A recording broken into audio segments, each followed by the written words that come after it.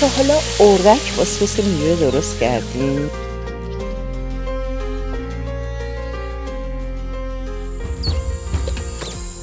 چاقوتو تیز کن،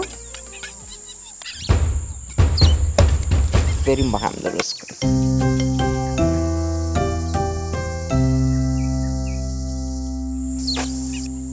اضافات اردک رو میگیریم، سیخ رو به صورت ضربدری داخل اردک فرو کنیم.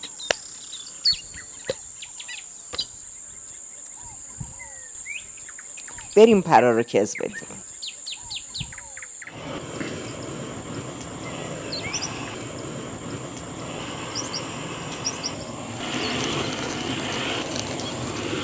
وقتی کاملا کز بدیم ببینیم اینجوری چربی اردک میزنه بیرون و این باعث میشه که اردک یا مرغابی ما عطر و بوی کباب رو به خودش بگیره.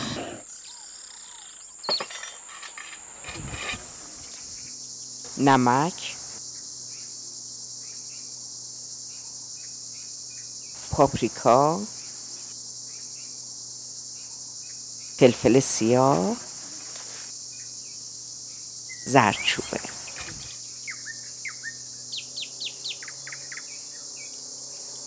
زعفرون.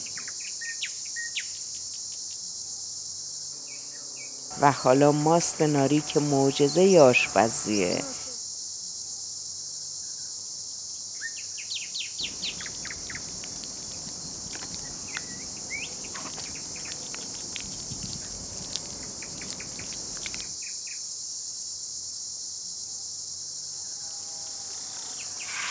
توی روغن داغ کاملا سرخ کنید. اگر روغنتون داغ نباشه آب مرغابی بیرون میزنه، باید این عصاره توی مرغابی بمونه.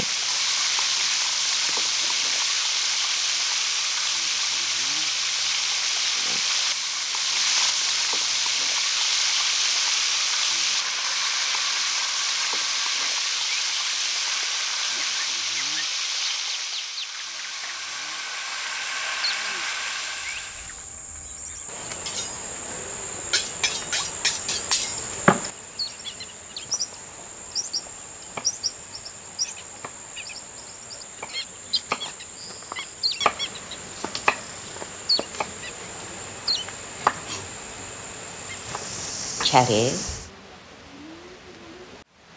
شکم اردک رو با این پر میکنیم.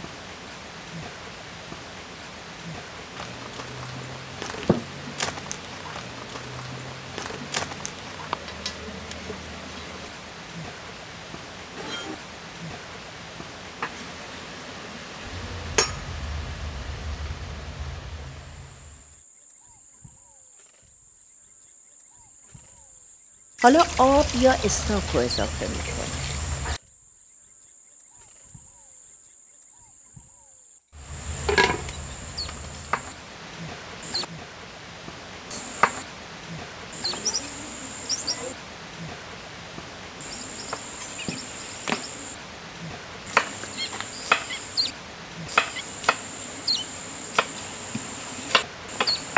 اینجا میخوایم سس درست کنیم. همه اینا رو توی قابلمه کوچیک میریزیم، یه مقدار شکرم میریزیم و کمی آب روی حرارت میذاریم با در باز تا این کاملا پخته بشه.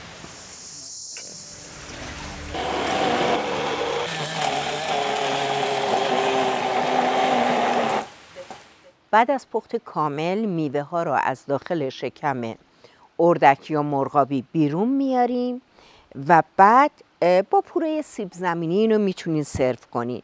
این میوه هایی هم که جداگانه پختیم با یه مقدار کمی شکر به صورت سس روی این میریزیم، یا اینکه میتونین اجازه بدین اینا یه 10 دقیقه توی این سس بجوشن، اونجوری کاملا این عطر و مزه داخل قاز یا مرغابی میره.